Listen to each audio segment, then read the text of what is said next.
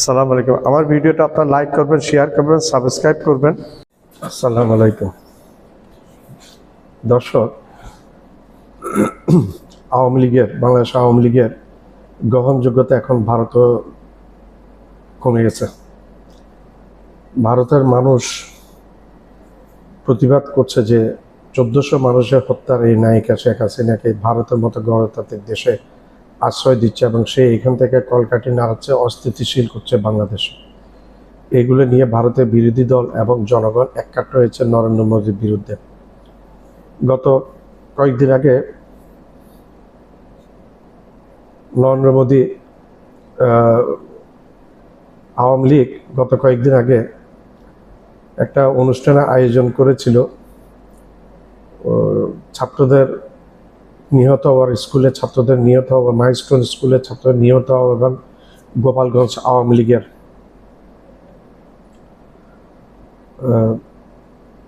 সেনাবাহিনী কর্তৃক যে নির্যাতনের চিত্র তুলে ধরার জন্য, মিথ্যা রিপোর্টগুলো দেওয়ার জন্য তারা একটা আয়োজন করেছিল। তাদের একটা উদ্দেশ্য ছিল, আওয়ামী লীগের একটা উদ্দেশ্য ছিল, মানে ভারতের মাটিতে তারা একটা রাজনৈতিক প্ল্যাটফর্ম গড়ে তোলা, যাতে বাংলাদেশে সহজ হয় তাদের পুনঃপ্রবেশের জন্য। কিন্তু ভারতের মানুষ এবং পশ্চিমবঙ্গের মুখ্যমন্ত্রী মমতা ব্যানার্জি এক হাত নিয়েছেন নরেন্দ্র মোদীকে শেখ হাসিনাকে আশ্রয় দেওয়ার ব্যাপারে। এবং ভারতের মানুষ বলছে 1400 মানুষ হত্যাকাণ্ডের সাথে জড়িত নির্দেশদাতা পালিয়ে কেন ভারতে আশ্রয় নিল, ভারত সরকার কেন আশ্রয় দিল তাকে, এগুলো নিয়ে কথাবার্তা চাওয়া হয়ে গেছে। এই শেখ হাসিনা গত বছর 2024 সালে বাংলাদেশ থেকে ছাত্র জনতার ধাওয়াকে প্রাণ বাঁচিয়ে 2024 সালের 5 আগস্ট পালিয়ে দিল্লিতে গিয়ে অবস্থান করেছে। এখনো অবধি সেইখানে অবস্থান করছে। এবং কথা হলো, ভারতে তাদের গ্রহণযোগ্যতা নয়। ভারত সরকার এখন এই শেষ মুহূর্তে, অনুষ্ঠান আয়োজনের শেষ মুহূর্তে আয়োজক ছিল একজন শেখ হাসিনার ঘনিষ্ঠ মোহাম্মদ আলী নামে একজন ব্যক্তি এই অনুষ্ঠানের। তো অনুষ্ঠান শুরু হওয়ার শেষ মুহূর্তে নরেন্দ্র মোদী এবং ভারত সরকারের তীব্র চাপের মুখে অনুষ্ঠানটা বন্ধ করতে বাধ্য হয়েছে আয়োজকরা। এই অনুষ্ঠানটা আর করতে পারেনি। এটাতে বোঝা যাচ্ছে ভারতে বাংলাদেশ আওয়ামী লীগের ব্যান করা এই রাজনৈতিক কর্মসূচি, রাজনৈতিক তৎপরতার জন্য ব্যান করা এই আওয়ামী লীগের ভারতের মাটিতেও তারা প্রকাশ্যে কোনো কিছু করতে পারবে না, ভারত সরকার করতে দিবে না। এটা একটা ব্যাড সিগন্যাল দিয়েছে ভারত সরকার এবং নরেন্দ্র মোদী আওয়ামী লীগকে এবং শেখ হাসিনাকে। এখন শোনা যাচ্ছে নরেন্দ্র মোদী ডক্টর ইউনূস সাহেবের সাথে সম্পর্ক শক্ত করার জন্য উঠে পড়ে লেগেছেন, মরিয়া হয়ে গেছেন। এবং যেটা ভারতের বিজ্ঞ এমপি ব্যারিস্টার আসাদুদ্দিন ওয়াইসি বিগত 1 বছর আগে বলেছিলেন, নরেন্দ্র মোদীর উচিত ইউনূসের সাথে সম্পর্ক গড়া এবং সম্পর্কটা হবে ভারতের সরকারের সাথে বাংলাদেশের সরকারের, ভারতের মানুষের সাথে বাংলাদেশের মানুষের। কোনো একটা নির্দিষ্ট ব্যক্তির সাথে একটা নির্দিষ্ট ব্যক্তির সম্পর্ক হতে পারে না। এটা কূটনীতি বলে না। এক দেশের সাথে আরেক দেশের পারস্পরিক সম্পর্কের ক্ষেত্রে এটা প্রযোজ্য হয় না। এবং একই কথা বলেছিলেন কংগ্রেসের সাবেক মন্ত্রী,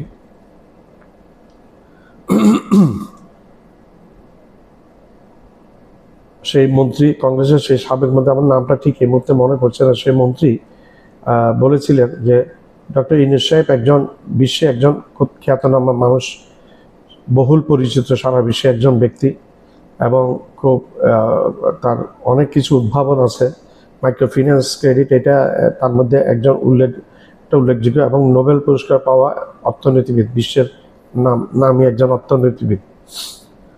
তো ভারত সরকারকে এই সাবেক মন্ত্রী কংগ্রেসের উপদেশ দিয়েছে যে বাংলাদেশ সরকারের সাথে যেন সম্পর্ক উন্নয়ন করে এবং ডক্টর মোহাম্মদ ইউনূস সাহেবের সাথে বৈরিতা না করে যেন সম্পর্কের উন্নয়ন করে।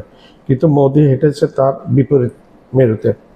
হেঁটে হেঁটে কি হয়েছে, মোদী গর্তে পড়ে গেছে। এখন বাংলাদেশের কাছে মোদী হঠাৎ করে আমাদের চিকিৎসা ভিসা বন্ধ করে দিয়েছে, আমাদের ভিসা, ভ্রমণ ভিসা, সব ধরনের ভিসা বন্ধ করে দিয়েছে, সব ধরনের হঠাৎ করে এক্সপোর্ট বন্ধ করে দিয়েছে। আমরা বলতে শুরু করেছে বিজেপির লোকজনে যে বাংলাদেশ না খেয়ে মরবে। আমরা তো ভাই এখনো না খেয়ে মরিনি। আমরা অন্যান্য জায়গা থেকে পয়সা দিলে ভাই সব জায়গায় এই জিনিসগুলো পাওয়া যায়। পেঁয়াজ তোমাদের থেকে যখন কিনতাম তখন দাম বেশি যায়। এখন আমরা পেঁয়াজ 60 টাকা, 33 টাকা, 40 টাকা আর 35 টাকা পর্যন্ত পেঁয়াজের আমরা কেজি খেয়েছি তোমরা না দেওয়ার ফলে। তো এটা তো তোমাদের বুঝতে পারো, তোমাদের অর্থনীতি ধ্বংসের মুখে পড়ে গেছে বাংলাদেশ। এটা এখন ভারতে একটা ওপেন সিক্রেট, ভারতের পত্রপত্রিকা বলছে, ভারতের অর্থনীতিবিদরা বলছে এবং ভারতের ব্যবসায়ীরা বলছে, বিশেষ করে পশ্চিমবঙ্গের ব্যবসা একবারে লাটু উঠে গেছে, অর্থনীতি ভেঙে গেছে। সেখানে চিকিৎসা যে একটা ব্যবসা ছিল বাংলাদেশের রোগীদের নিয়ে, সেটাও বন্ধ হয়ে গেছে এবং হোটেল ব্যবসা বন্ধ হয়ে গেছে, ভারতের পর্যটন ব্যবসা বন্ধ হয়েছে। পুরো ভারতের অর্থনীতিকে, বাংলাদেশের সাথে সম্পর্ক খারাপ করাতে মোদী পুরো ভারতের অর্থনীতিকে নাড়িয়ে দিয়েছে এবং ভারতের ইতিহাসের সবচেয়ে নিম্ন পর্যায়ে নেমে এসেছে ডলার এগেনস্টে ভারতীয় রুপির মান। ছাত্র জনতার অভ্যুত্থানে পতনের পর আওয়ামী লীগ প্রধান পলাতক স্বৈরাচার শেখ হাসিনা এখন দিল্লির গোপন ঠিকানায়। তার সঙ্গে আত্মগোপনে রয়েছেন দলের একাধিক শীর্ষ নেতা ও সাবেক মন্ত্রীরা।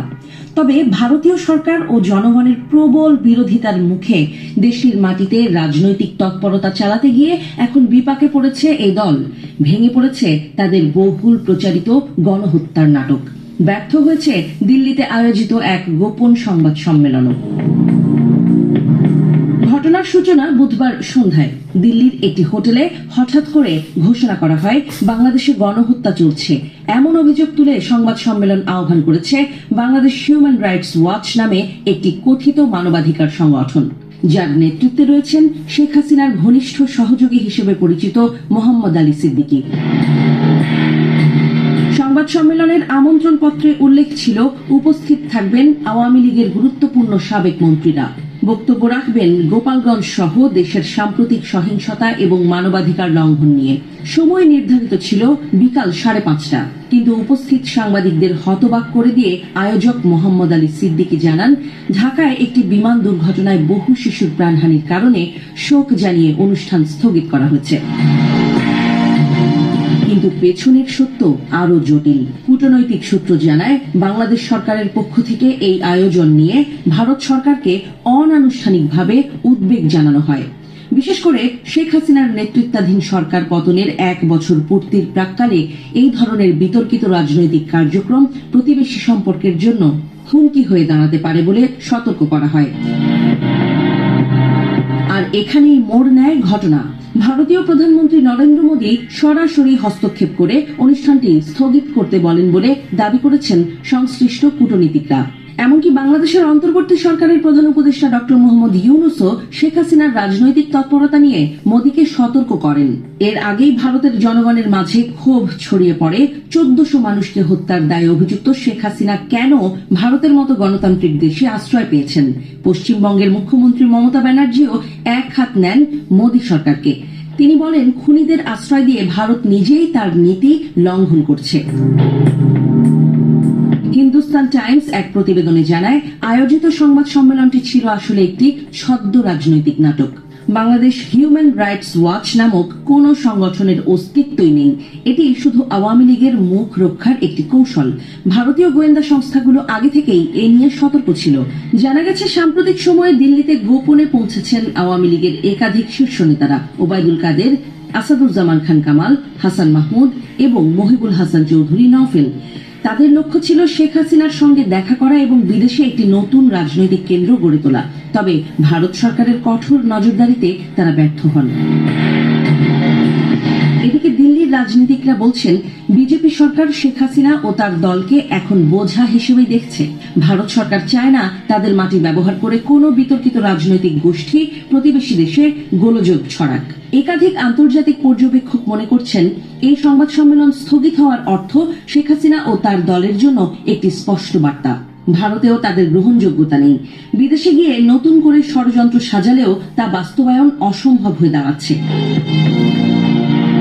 অবশেষে বলা যায় ছাত্র জনতার জাগরণে ক্ষমতাচ্যুত আওয়ামী লীগ এখন আন্তর্জাতিক মঞ্চেও এক ঘরে।